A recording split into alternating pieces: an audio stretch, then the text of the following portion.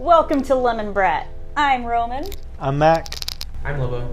And we're here today with our Q&A video so we can give our A's to your Q's. Yeah, thank you all so much for submitting your questions on TikTok, on Instagram, on Twitter. We're finally getting a chance to throw them all in a bowl and be able to pick up your questions and donate that. And we're excited to pick our first question. So let's do it. Let's get into it. So it's time for us to pick our first question. Good. Sure. Our first question by Tixit Suits and Mango the Dutchie, both on Instagram. They asked how many people work at Lemonbrat and how many people are involved in the process of making one fursuit. That is a really great question. So we have about 21 folks on our team, and I would say about 10 to 11 of them are directly involved in the fursuit making process. The folks who are not involved in fursuit making, or at least not directly, are folks who are in making our fleece commissions, our stock orders, our office team, and even things like shipping. So yeah, it's been a long time of growing the team. And 3, it's because we have folks who specialize in all of their different parts. So Lobo, what is your specialty? Well, I actually don't work here, but no, I'm just kidding. I specifically handle social media, and I also help with editing YouTube videos and streaming. And Mac. And I work on the 3D designs as well as casting materials for the fursuits.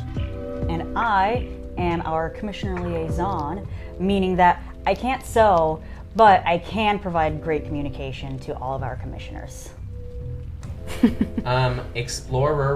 Explorer Rewolf on Instagram said, "What is the best thing to wear inside of a fursuit?" Oh, you're really good at answering this one. Yeah. I personally prefer wearing athletic gear, something that helps wick away the sweat and absorb it as well. So definitely recommend that. And a balaclava as True. well. Yes, thank Essential. you.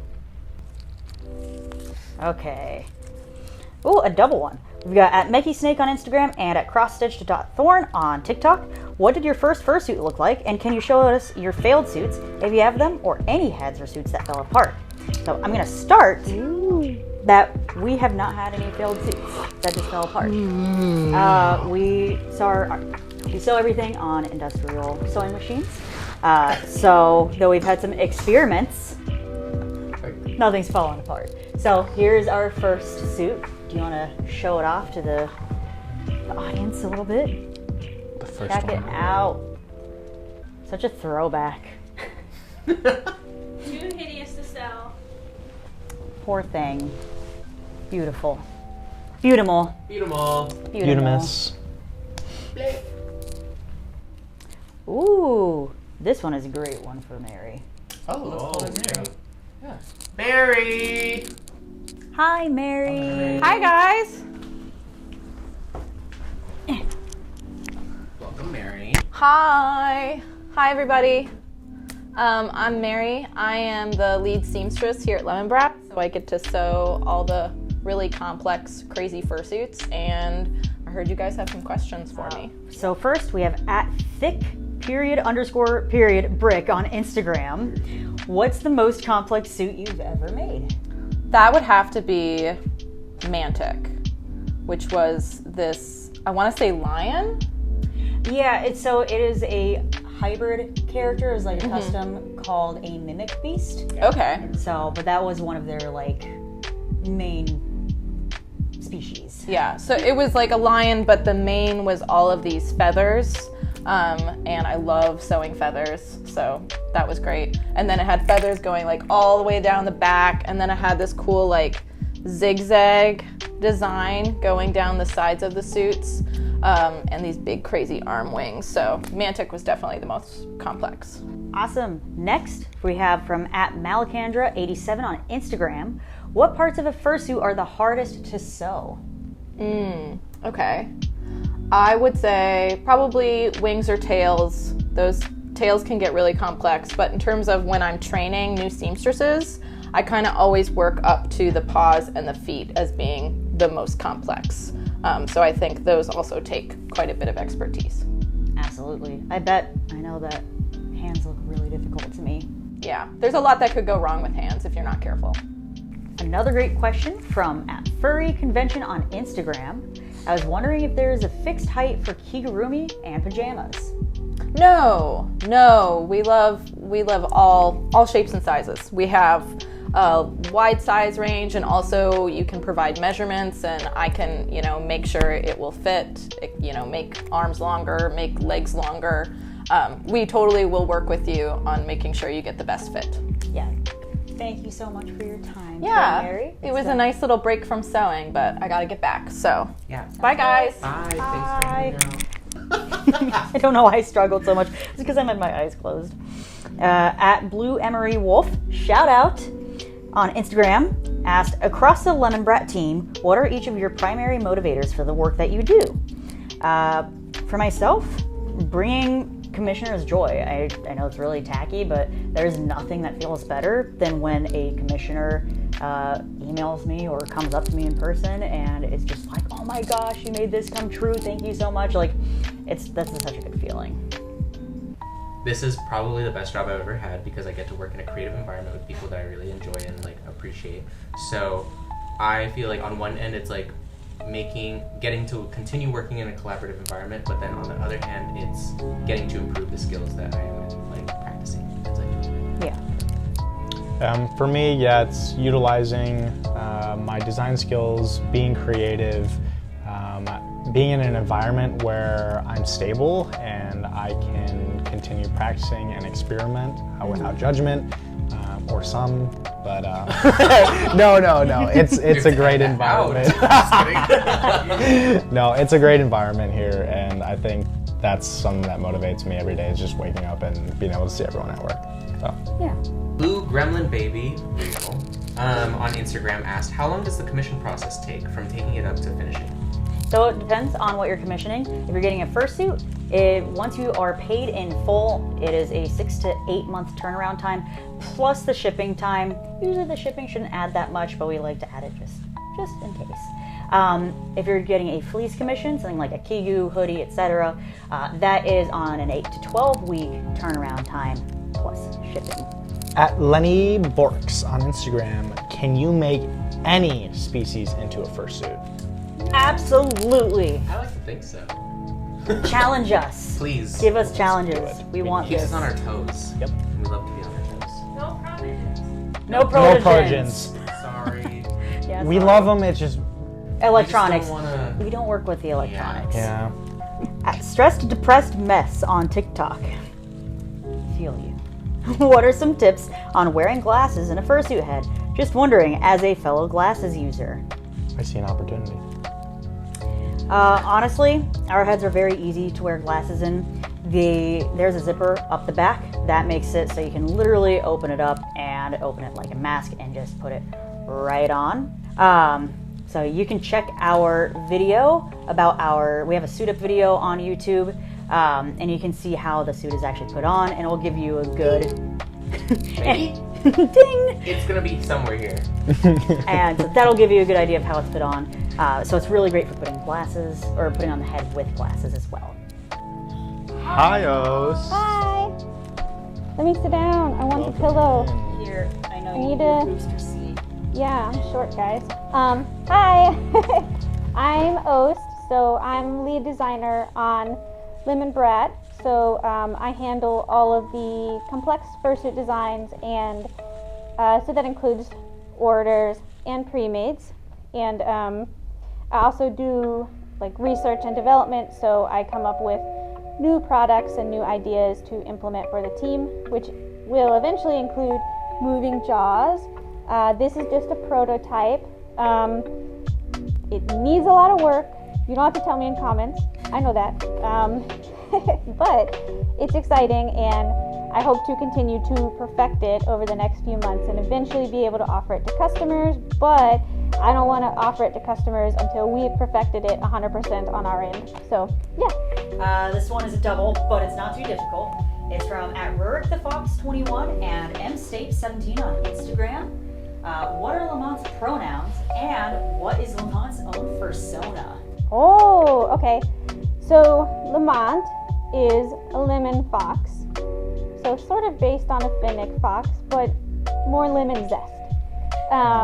His pronouns are he, him, but he does really, I think he considers himself a bit gender fluid, like he really loves dressing femme, but in general he just uses he, him. And his persona, I mean, he's a fox, that's just him, but he does have a human sona.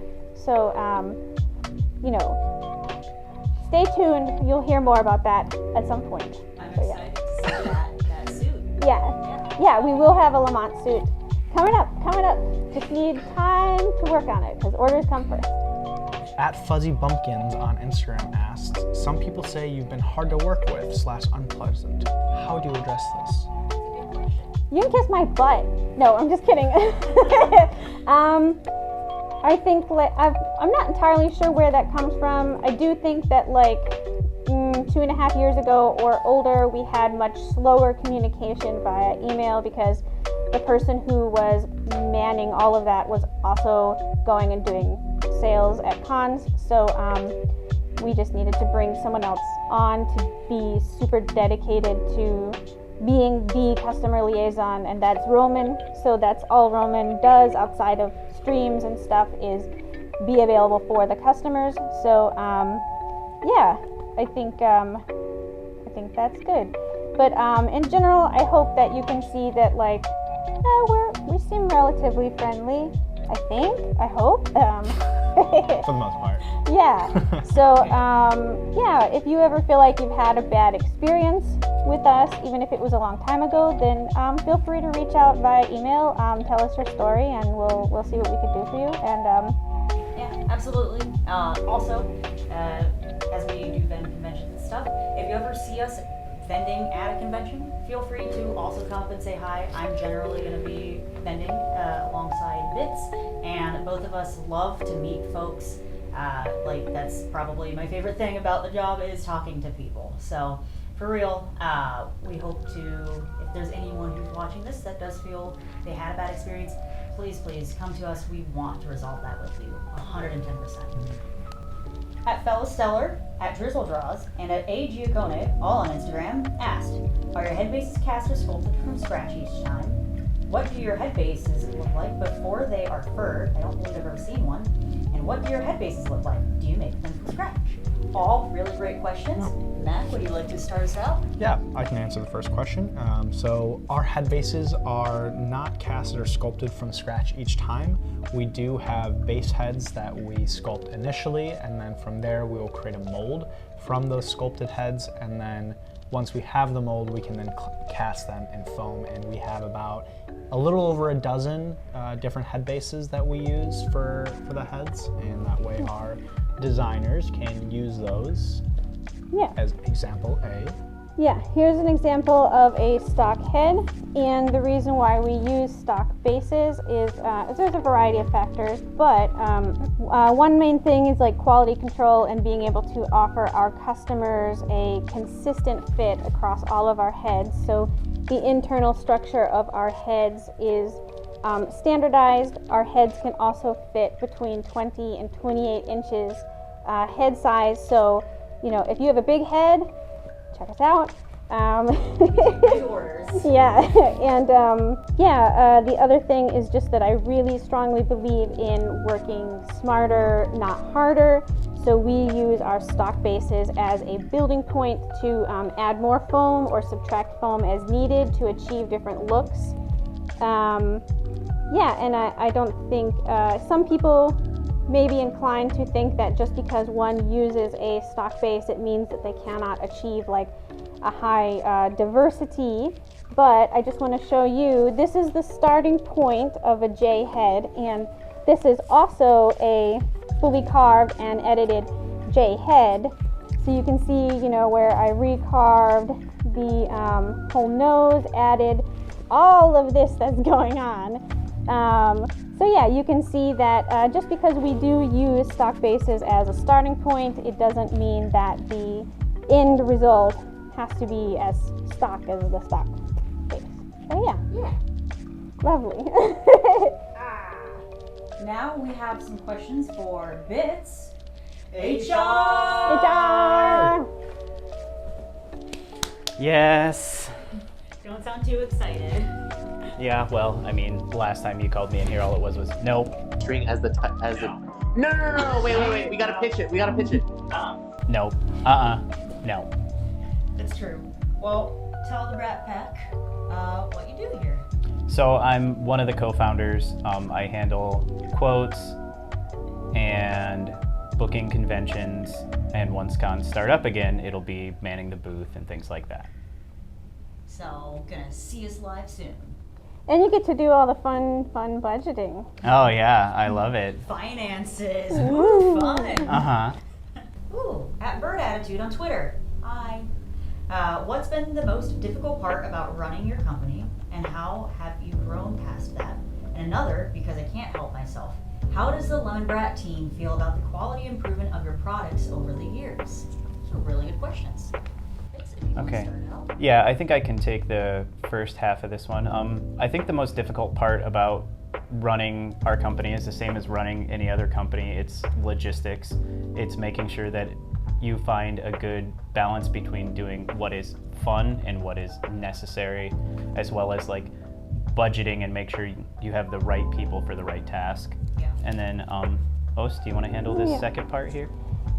Yeah, as far as change in quality, I would say, I think we've always had a high level of quality. Like, we have always sewn a vast majority of our products on industrial sewing machines and put a very, come at the business from a professional seamstress standpoint. And now we we have made some quality adjustments in small ways in terms of brushing out our seams more and shaving more, but like the foundational like garment construction techniques have always been there from the beginning. I think sometimes when people say quality, what they really mean is perhaps aesthetics. Like, there was a lot of people online who didn't particularly like our aesthetic, and I think like 2-3 years ago when we started like actively doing more evolving in our style, I think that like it was kind of hard to parse. Like, if people were saying, sometimes rude things online, or just giving critique online about what they didn't like about our suits, it was kind of hard to parse, like, okay, well, these people are saying they don't like it, but all these people are actively purchasing and saying they like our style. And even as far as like when we went from our Generation 2 heads to Generation 3 heads, we had a bunch of people that were like, oh, I like your Gen 2 heads better. So then we became like kind of afraid of like, well, if we make more changes, is that going to make more people dislike us? And so it was hard to figure out like who should we be listening to. But yeah, I mean, we listened to all the critiques out there and then kind of made choices to be aesthetically pleasing to more people. So I hope that is reflected in what you can see in our work. So, yeah.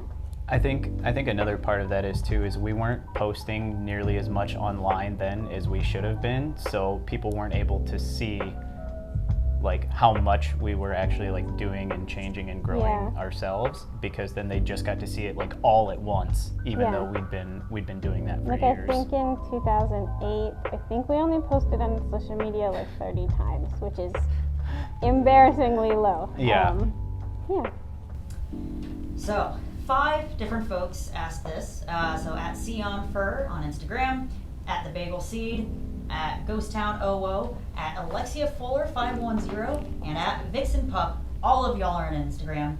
To sum it up, you're asking, how did Lemonbrat and when did Lemonbrat get started? How did Lemonbrat? Good answer, thank you. That's it. That's all we're saying on it. No, just kidding.